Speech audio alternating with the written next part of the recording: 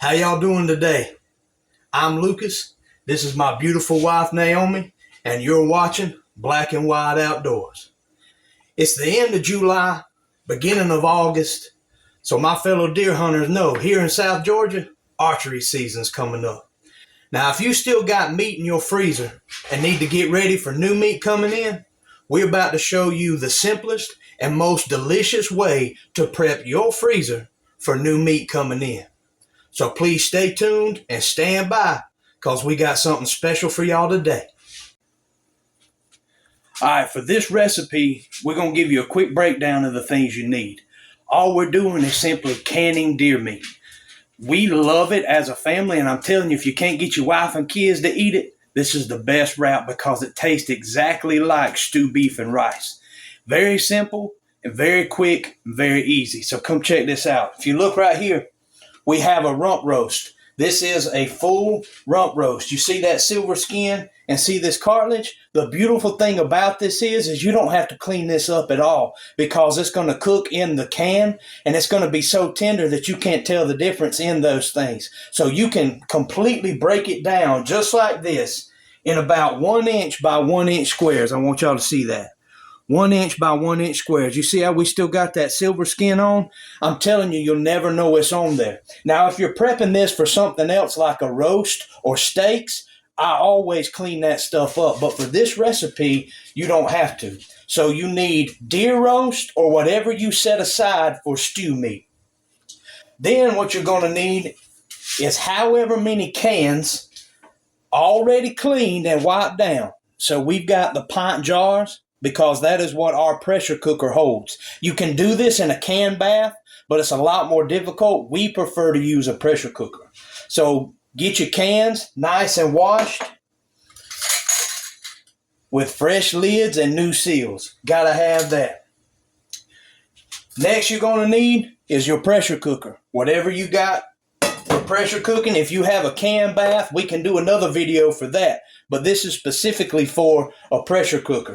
You're going to be getting 10 pounds of pressure and get that train going. I'll show you what I mean by get that train going. Next, you're going to need canning salt or uniodized salt. If you look on it, it will say this salt does not supply iodide as a necessary nutrient. Be sure it's uniodized salt or canning salt because that iodine, it'll turn your meat a funny color. It's not going to hurt it. It just looks different. Then you're going to need beef broth.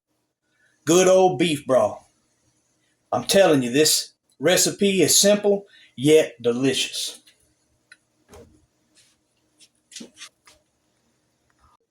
Okay. All right, now when you get your meat cut down to a good workable size, you really want it to be about 1 inch. I mean, look how pretty that meat is. Man, that is absolutely beautiful meat. So what you're going to do is you're going to start working it into your jar. You're not going to fill this jar all the way up. You see that little bottom ring? We're going to fill the meat up to that bottom ring right there. Just start dropping your meat in. I mean, I'm telling you, look how beautiful that is. Absolutely gorgeous. Get it in about halfway. Mush it down a little bit. Okay. Get it good and packed in where you try to take out as much air as possible. The air is not going to hurt anything. It's just going to keep the meat from purging while it cooks. And I'll tell you what purging is as we go on. So when you get it about halfway like that, you want to come over here and get your salt.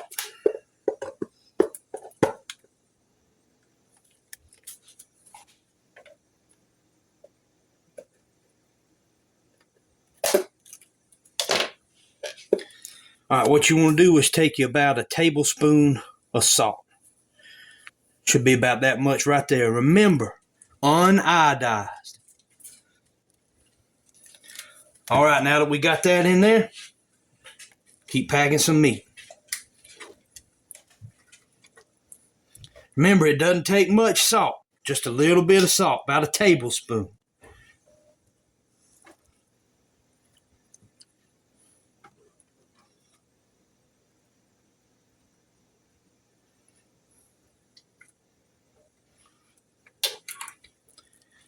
Remember, mush it every once in a while just to make sure you're getting all the air out. This one's about right where we want it.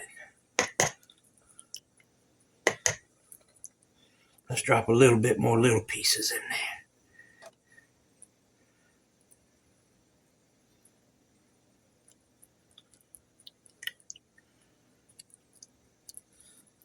There we go. Now, what you want to do is come back with about a half a tablespoon. About a half a tablespoon of salt.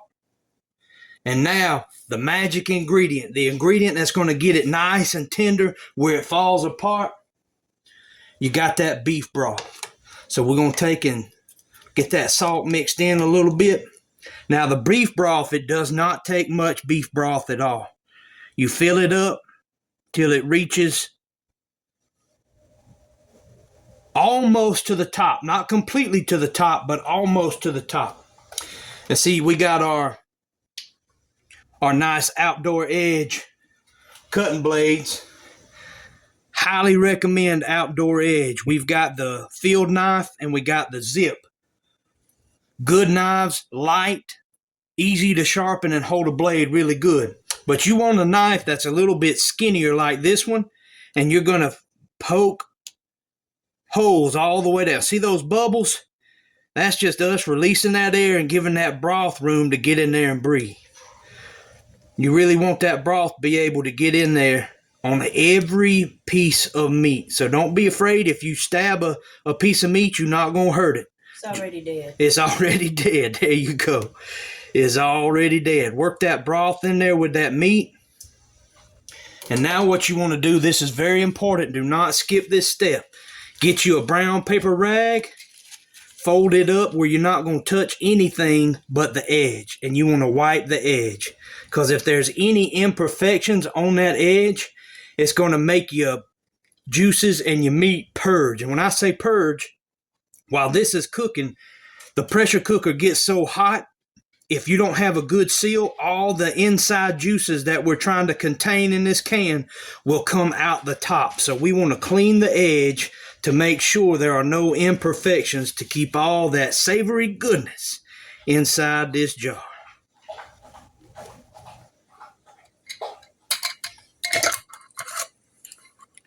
Don't cross thread either. That's a recipe for disaster. Don't put it on as tight as you can go. Just get it snug. And that can right there is ready to be cooked. Once you get your meat in your cans, you get it salted, you get that beef broth in there, you clean the edge, and you get your can hand tight. Don't wrench on it, just get it hand tight. What you want to do is place them in your pressure cooker. This is what it's going to look like. You want to place it in your pressure cooker. Remember, ours holds 4, so we got 4 in here on the pressure cooker. You want to fill it up. You want to fill it up where the water comes about an inch to the top. See the water right here? See that water moving? Back it up a little bit. Oh, you hear that pop? That means our cans are already starting to seal. You see that steam? So you put it on high. You get your 4 cans in there. You put it on high. And then you wait. When you start hearing that popping, you look. And when you see the first bubble, you turn it down to a medium heat. And then you lock and load. Everybody's pressure cooker is a little different. I got this old school one. So everything has to line up just right for me or it ain't going to work.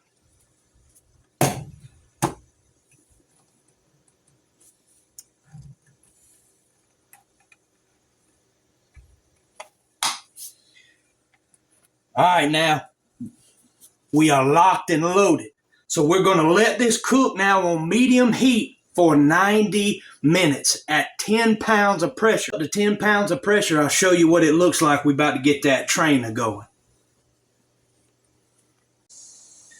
I told y'all I was going to explain to you what that 10 pounds of pressure is. If you come and look at this right here, this is pressure gauges. They sell different sizes for different things. This one specifically is for 20 pounds of pressure, but I've got it set up just like this, so that half the pressure is in, making it 10 pounds of pressure so we can tenderize and make that meat as succulent as possible.